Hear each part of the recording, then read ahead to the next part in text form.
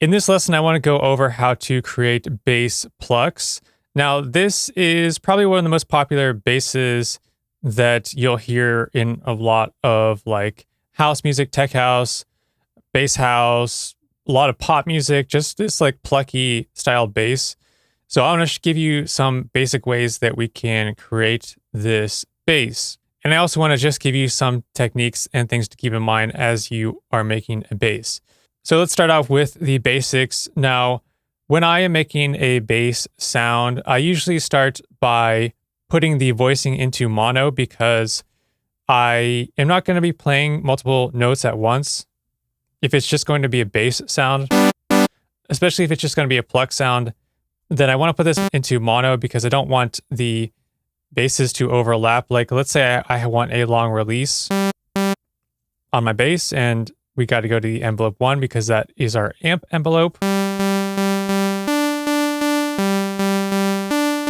It's going to cut off the release of that first note versus if I leave this off. They're going to blend together a bit. And if your release is not like perfectly short or long enough to compensate for when you're playing the notes and just making sure it cuts off exactly, then you want this mono on just so that it cuts off that release and it's not like overlapping the two notes, especially like bass notes. You don't really want the releases to overlap accidentally because it will create some bad, it won't sound very good. And then also this legato, you'll see some people use this legato for basses, and this is just really depends. I don't use it too much because I think about if I just have a bass plucking, I might not have them like I want each of the notes to pluck. So let's just start making our pluck. Now, what you can do is envelope 1 is your amp envelope, and envelope 2 is going to be the one that you can use for everything else. You can also use the envelope 1 to assign it to the filter, and this is how you're going to get a pluck sound. But if I still want to maintain that low end from a bass, like if I want that bass low end to still come through, then I might just not adjust the envelope 1. So like if I adjust my envelope 1 like this, and I lower my octave to -2, and I like to do this because I'm playing on a really small keyboard, and if I lower my octave to -2, I can still play a bass note on my small keyboard instead of having to like shift down to a few octaves. I can just play the bass now on my small keyboard. So if you've ever seen me do this, this is why.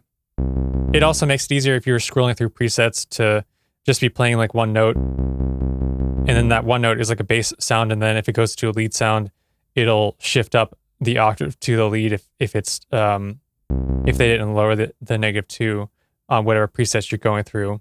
So let's say I did this for a pluck sound. I have my envelope 1 plucky, and then I take this envelope 1, assign it to my cutoff, and I like to do unipolar, so I'll do the shift and option, and I can lower this to the bottom.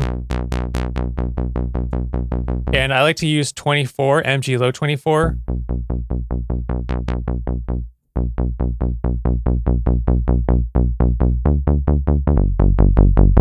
And give it some drive. Or I like to use the low 24, but you can hear there's a lot more resonance, so I'll often take down this resonance quite a bit. So these are the two most common ones that I like to use, is like a low 24 or the MG low 24 for a pluck sound. Now, if I just play a note now and hold it down, because I made this on my amp envelope 1, it is also decreasing the low end at the same time of the pluck, and it's also like not playing anymore as I hold out this note. So it's like a fixed decay on this note.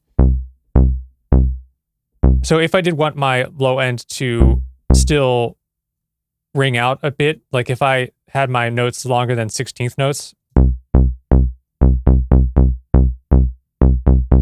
like if I had a note that was a bit longer, it's not going to hold out that low end. And maybe I do want that low end to hold out on this note a bit more. And so what I could do instead is raise up the sustain on my envelope 1 and use my envelope 2 as the envelope that I attached to my filter. So now if I press a note,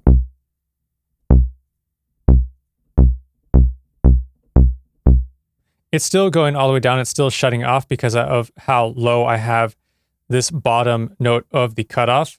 What I could do is raise this up and adjust this modulation.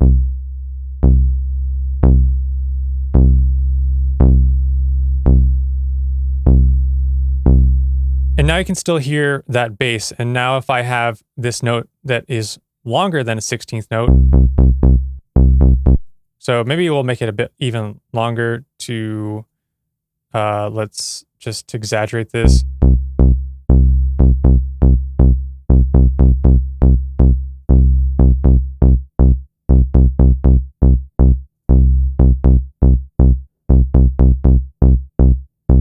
So there you've got the pluck, but now you've got that note held out a lot longer. And this is when you could also use legato. Is, let's say I want this to go like up here. Well, I could overlap these two notes and then go to my legato, turn up. So if I don't have the legato turned on, it'll sound like this, like a pluck. But what if I just wanted to go up really nicely without that pluck?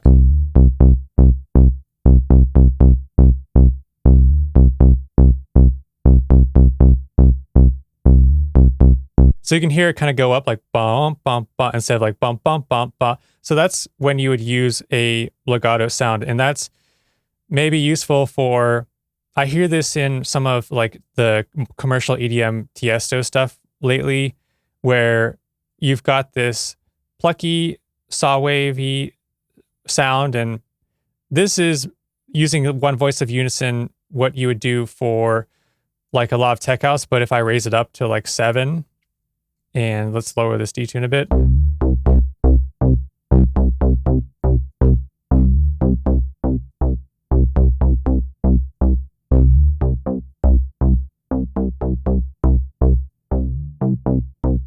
Then we can get a bit more of this like commercial EDM-y pluck sound.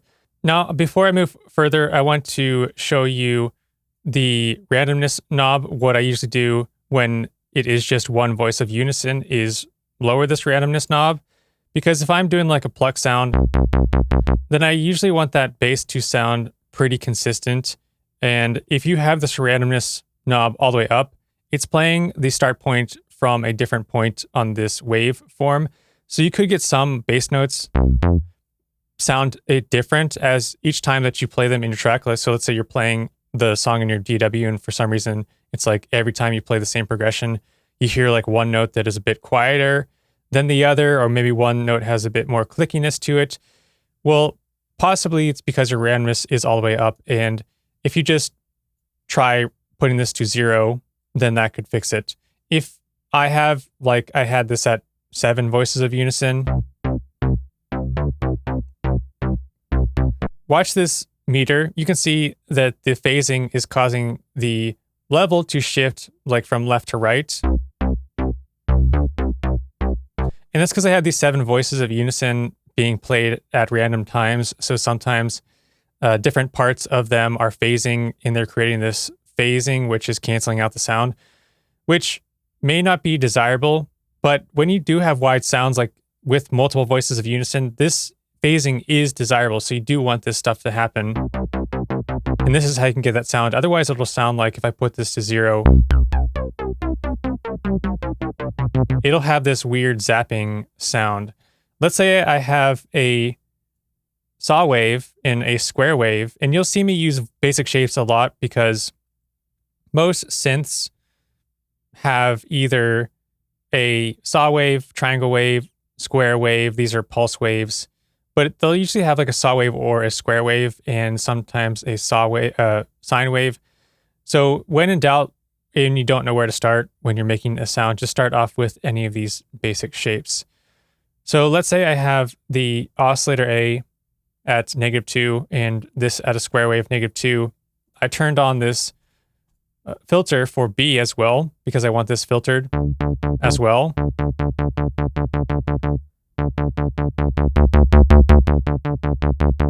can see as I play around with this level, it's changing the sound of the bass.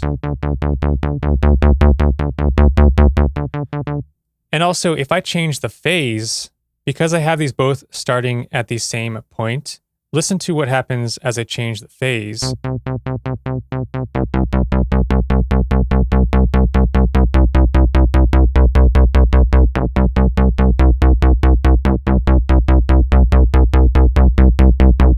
See how different that can sound just by adjusting this phase of the start point of this second oscillator? So that is also something to keep in mind as you are creating your sound. And if you have these bass notes at 0 randomness, that adjusting the phase can actually change how it sounds quite a bit. If you have multiple voices of unison, the phase and your randomness up, this isn't really going to do anything because it's already starting at random places.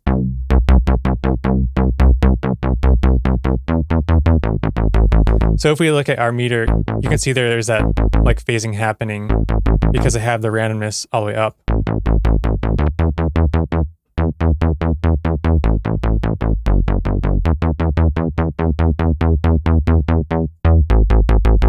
And maybe I want a square wave with maybe some voices of unison.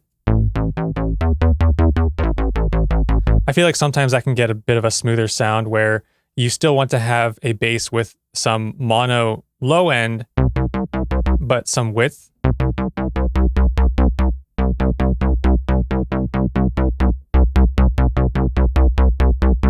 You could try something like that, or maybe even just do 2 voices.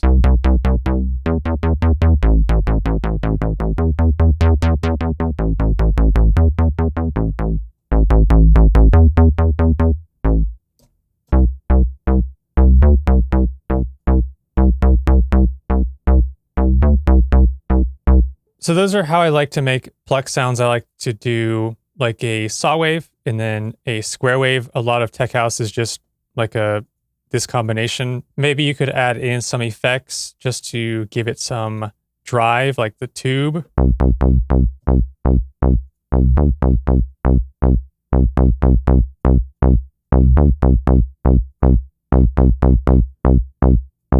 Or even the hard clip. Maybe I want to add some width. And be careful now because I'm driving this master. Let's turn this down. Maybe I want these to be wide.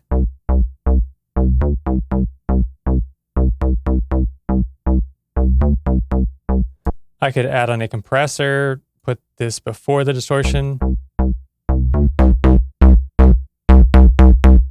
to really drive that distortion.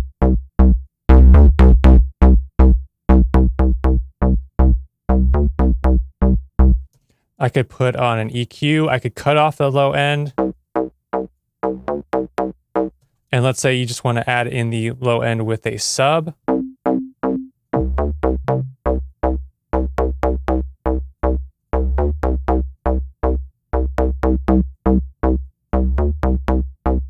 If you really want that low end to be mono, because of course, if I'm adding voices of unison, you're going to get some width. So you might have to deal with that in mixing later. Maybe I didn't want to add any voices of unison and just had a saw wave and a square wave.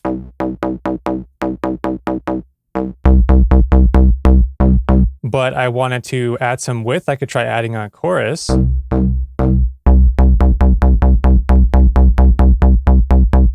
To get a bit of width, I could add on a hyperdimension, add a bit of width with the hyperdimension.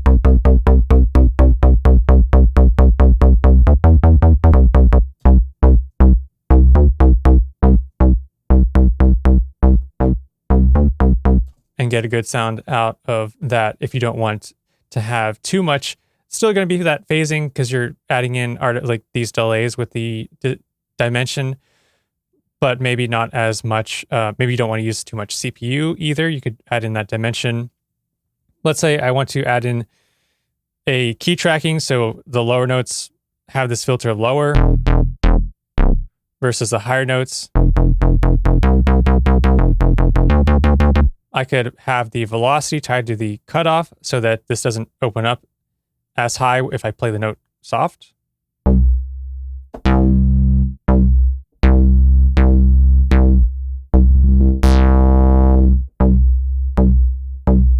maybe do something like that. And let's say I have a sound that's like this. Maybe I could add in like a white noise. Let's say I put in a bright white and then I turn on my noise. You can't hear it, but maybe if I slow down this envelope,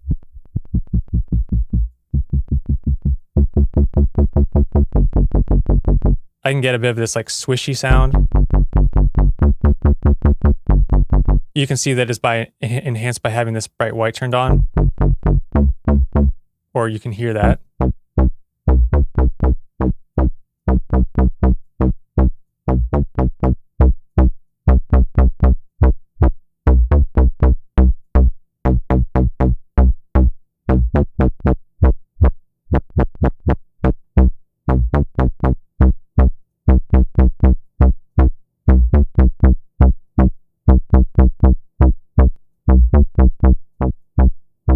And I can take off those effects.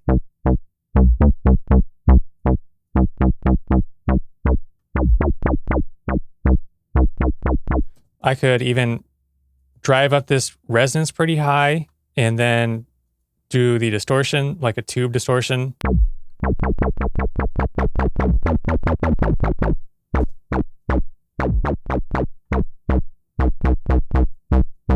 And create some distortion from that resonance. So there's a lot of options just by having this like plucky bass sound. I could also do something where I create a third envelope, make this really short, and attach this to this cutoff. And what this is going to do, because I have this envelope attached to the cutoff, if I have another envelope attached to the cutoff, it's going to use both of these envelopes and it's going to raise up the cutoff all the way up according to this third envelope really fast. But then at the same time, it's going to be raising up this one envelope not as high, but a bit slower. And you can hear I get that click sound. So this is a way to add a bit more attack to your sound. You can see this being done with a LFO and turning this onto like an envelope and then just shaping this like a really short envelope and turning off this BPM and adjusting the rate. That's another way you can do it. It just depends. Like sometimes you'll see people do that and it's just a matter of preference. I could attach this now to the bright white to add that click sound. Maybe I would take that out of the filter though. So I could use like a bright white, or sometimes you'll see people using a kick attack.